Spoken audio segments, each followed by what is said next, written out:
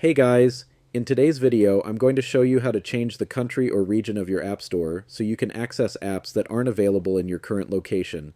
Let's get started. First, open the Settings app on your iPhone. At the top, tap your Apple ID name to open your account settings. Now select Media and Purchases, and then tap View Account. Once you're in your account page, scroll down and tap Country/Region. You'll see your current region. Tap Change Country or Region to switch to a new one. If you see a message saying you can't change regions because you have active subscriptions, you'll need to cancel those first. To do that, go back to your Apple ID page and tap Subscriptions.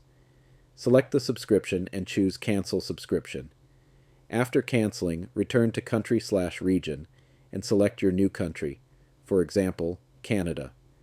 You'll be asked to enter a local billing address, postal code, and a valid payment method for that region.